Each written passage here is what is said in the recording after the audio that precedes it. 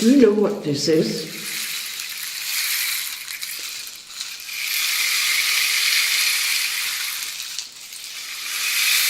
Yes, it's a rain stick, a rainmaker. This one comes from Mexico, part of the Mayan Indian cultural tradition. And it's not difficult for us, if we have been in any part of the world where there are large stretches of open land, dried, baked hard by the sun, and the grasses all standing quiet, to realize how important it is to the people to hear the first sounds of the wind coming that is bringing rain. And that in this culture, in that particular culture, the sound of the wind first moving through the dry, high grasses gave the sound of chark, chark. And chark became the name of the god who brings the rain. Our need to have control over the weather, because the weather has a great deal of control over our lives in society. Now, of course, we don't use rain sticks, we don't even use much technology to change the weather. We have an appreciation that mostly we cannot change the weather, or so we thought. So we haven't used technology, or we've given up using rain sticks or the more sophisticated equivalents. We've even probably given up calling on God to do it for us. Humanity had recognized that the climate changes were uncontrollable. But now, in our contemporary situation, we have the fear that in actual fact we can influence changes in our climate. Climate change, a phrase that we hear over and over again. And we're told that the melting ice in the Antarctic, the Arctic, is going to affect the whole coastline of California. People will have to move their houses. Our use of cars and vehicles that produce this greenhouse gas, pollution of the atmosphere, change of oxygen in the sea, marine life dying. Over and over again, it's pointed out that our ways of living together in society are making destructive changes in the environment and therefore in our climate. And we're very well aware of the fact that climate change has become a political issue. But we must have discussed this among ourselves frequently. And this moment, then, we're going to suggest that we look at climate change from a different angle. Just how important is the weather and the changes in the weather to my life, where I live and how I live now? Even though my food normally comes wrapped up in plastic from the local supermarket, it wouldn't be there at all if we didn't have the correct climate for the plants to grow and ripen and produce food. We are affected by heat and cold. We're also affected in our physical health by conditions that increase diseases, cholera, for example, various epidemics. Yes, in many ways, when we reflect on them for a moment, the day's climate affects my ability to live well, healthily on this planet, or even to survive at all. But the weather also affects our emotional moods, our psychological life, and also like psychological needs. If we have the weather we want, it relaxes our stress. Relaxation, a change into a positive attitude to daily life. And you probably find yourself humming something with a joy that because today is the right sort of weather for what I want to do. Blue skies smiling at me, nothing but blue skies do I see. Grey skies, all of them gone, and so on. Singing as I go down the stairs or take a shower. Yes, the emotional mood, very much affected by the climate, by the weather being the weather I want today for what I want to do.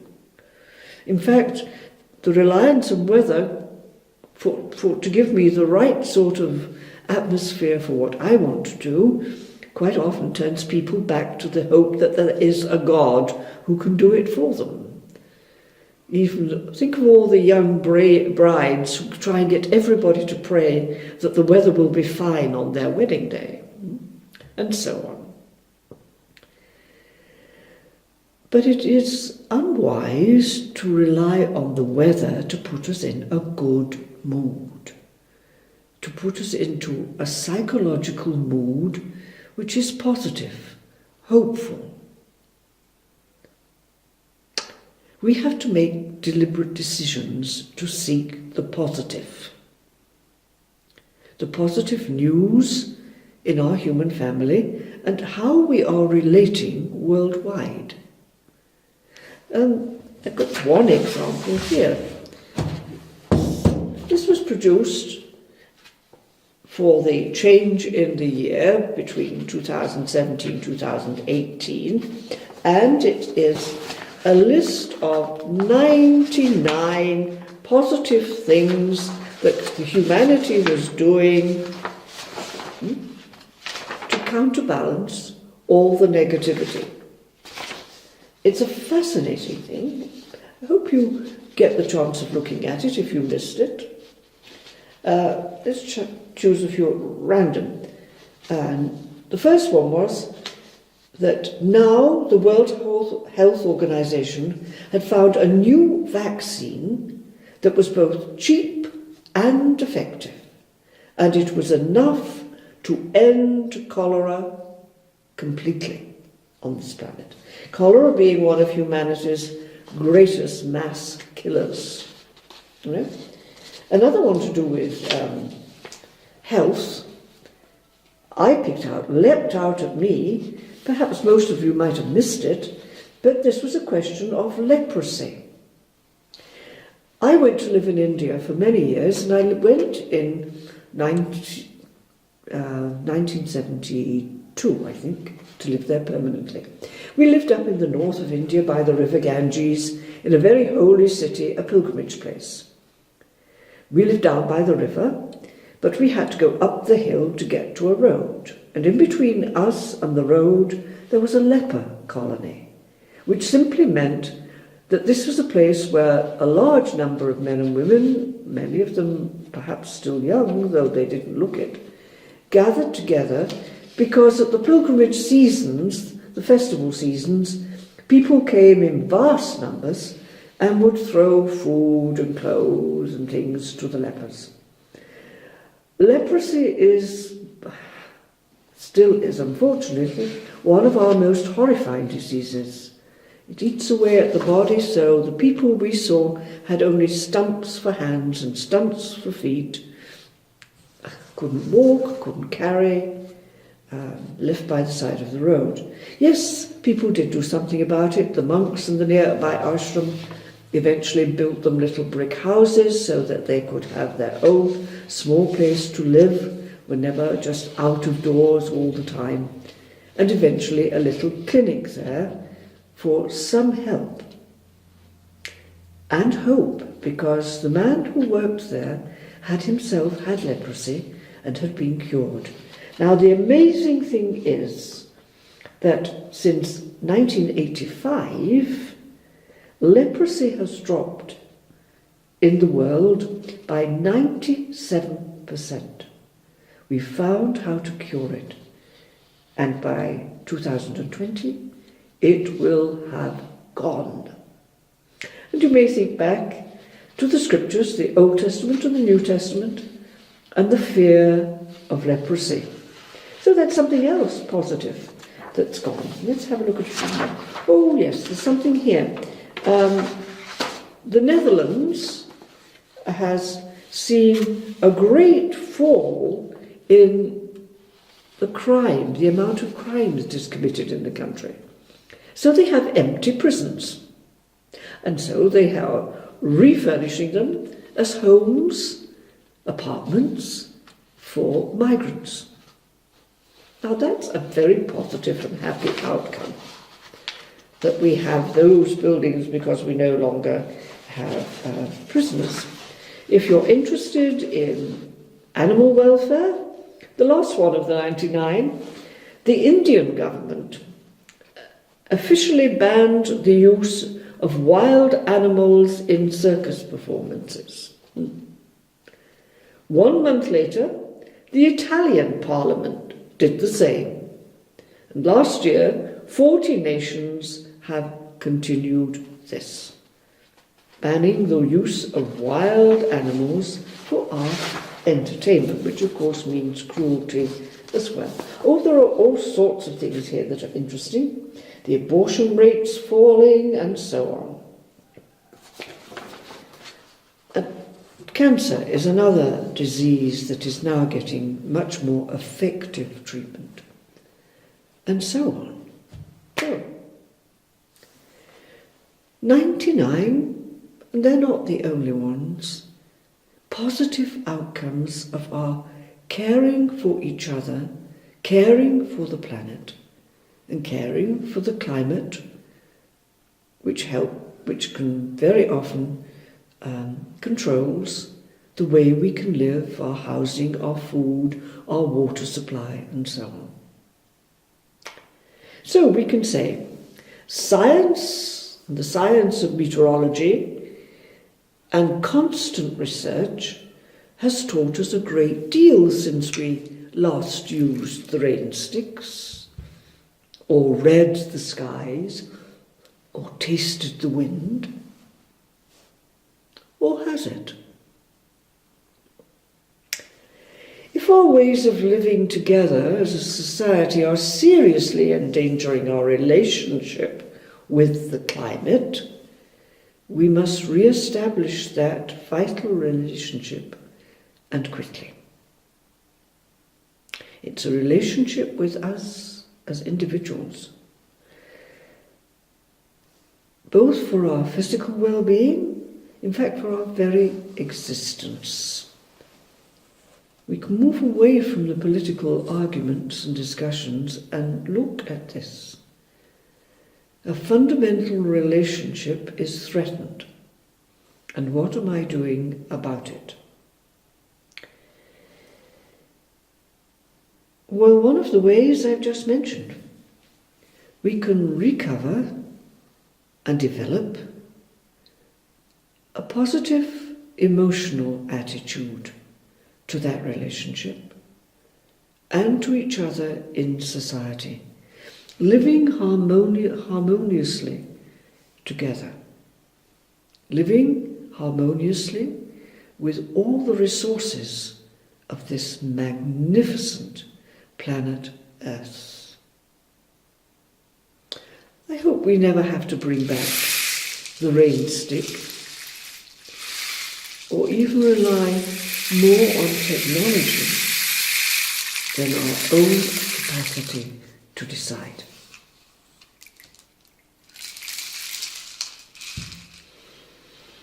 So what is our question to go?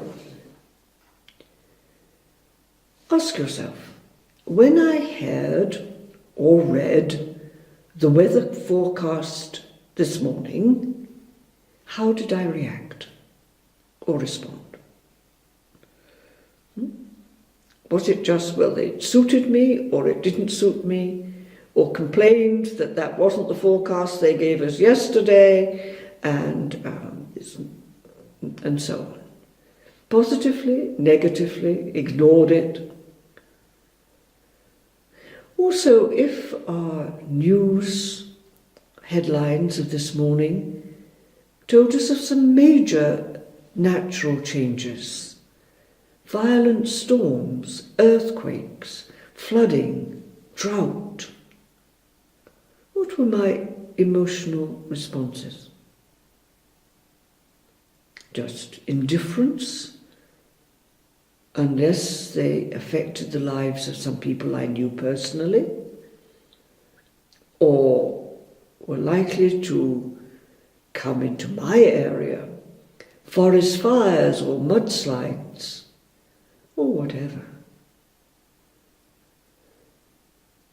Do I ever reflect on the how or the why of those, what we call natural disasters? Even the use of the term disaster gives a sense that if we knew how, we could prevent them happening. Just for a little while, take a little more interest in today's weather forecast, today's news, and look at my responses. What is it telling me about my relationship with the climate and its effects on my life? Now, a question to go for the month. A reminder why we have added the practice of the month during this series. The purpose is for those of you who have not been established in any particular spiritual practice, or even those of you who have and might have given it up, or even those who are still in some serious daily, weekly, monthly spiritual practice, to look at it again. We need to find a practice that is simple, doesn't need a lot of equipment, time, or particular places. It has to be effective. In other words, it fits into my daily lifestyle easily. It isn't requiring me to take a whole day of meditation or such. Simple, effective, fitting simply, easily into my lifestyle. It's meant to keep me awake, that I'm on an inner journey, a journey to the center of the self, staying awake to that.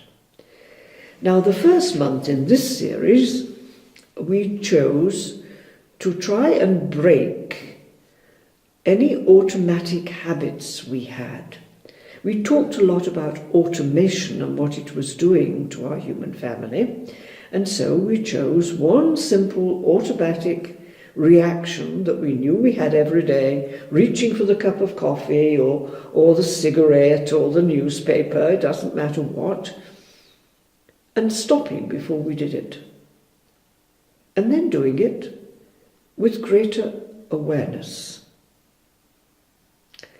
Now, if you tried that for the month, you might find, my goodness, there are many things I do automatically, unthinkingly, every day. So, if that's true, well, then find a different automatic reaction for this month. Don't give it up. Carry on doing it. The second month, we took the phrase, take a pause for breath, very seriously. We are in a society that is extremely agitated and hurried, and most of us have agitated minds without really realizing the negative effect this is having on our whole way of living. So, to pause for breath. Choose a time to do it. When I stop the car in the evening before I get out and go into the house, or when I open the computer first thing in the morning, or before I turn the light out, before I go to sleep, whatever. Choose the time that fits for you and your way of life. And just stop and take 5 deep breaths. It does a great deal to still the agitation of the mind and the whole person. Now, both of these practices are useful, but they need to be continued. If one of them you found more helpful, try practicing that a little more with more attention. Attention. This is, I'm going to say, the secret of success.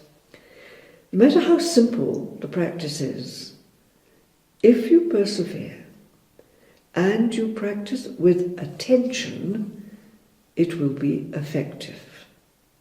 And this is very important for the practice of this particular month. Repetition. Repeating, repeating, repeating.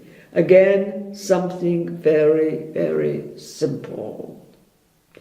Now, the repetition of something simple, a word, a phrase, a movement, is common to all the major world religions. It's been practiced for thousands of years, and it really is effective. There are numerous ways to do it, but if you're going to use the repetition of a word or a phrase, that is the most important first step, is to find a phrase that is meaningful for you, but again is very simple. It must be short, and it must be able to match the in and out breath of your body. So it has to be equal, to divide in equal lengths. You choose something like, I love you, I need you. I love you, I need you. Simple, balanced, meaningful. No extra words saying, I love you, I need you badly. That isn't balance, no? Because this is a rhythm. The repetition must be rhythmic.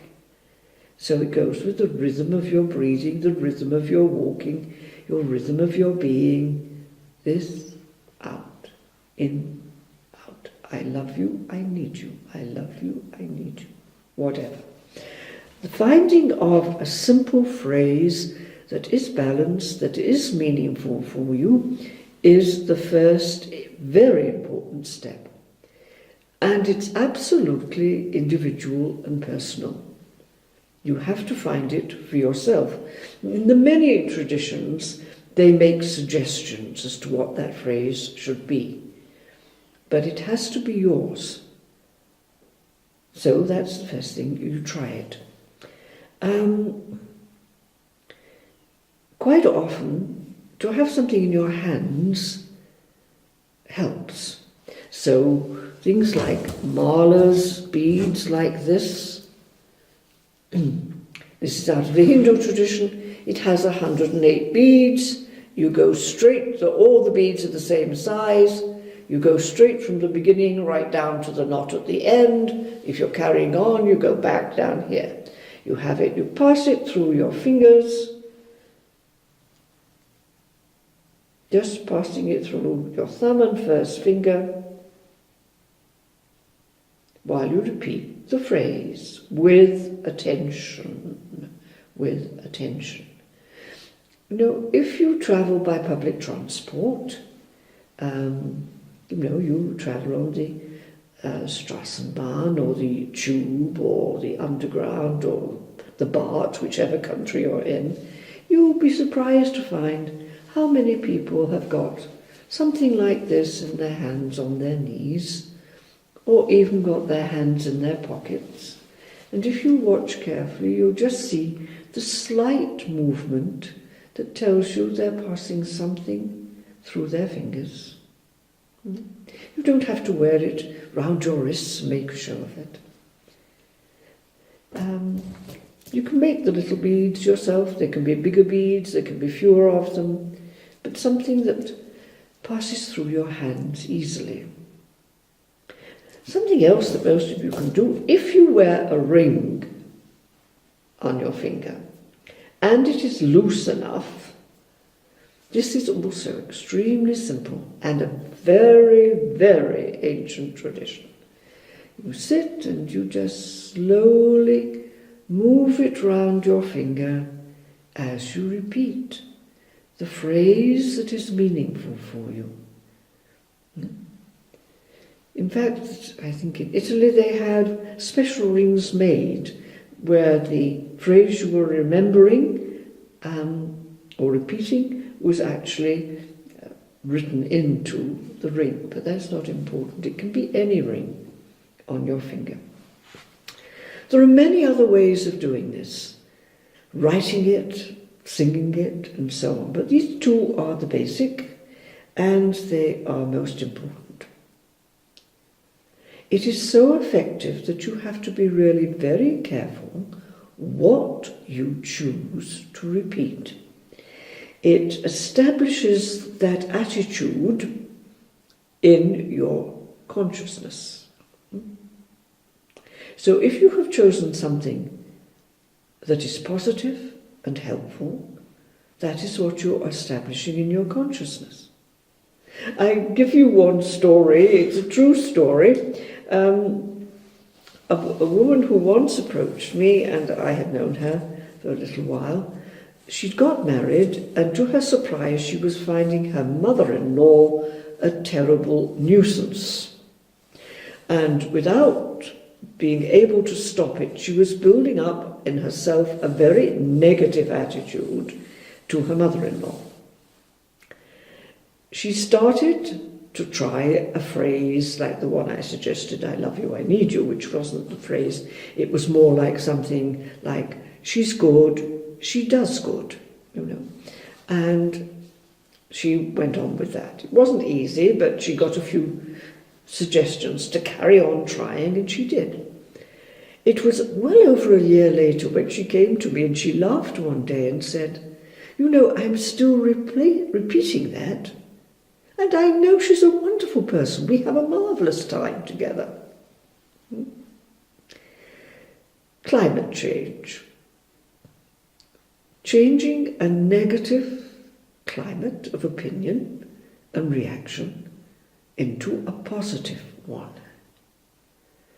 And we all need to do this in our world today. We can support the politicians in their efforts to respect the climate and the climatic changes on our planet Earth that are brought about through our selfishness, our carelessness, our dangerous use of natural resources. But this, each one of us, the positive climate change of attitudes to each other is the responsibility of all of us. So good luck with your reflections of the month and enjoy the practice.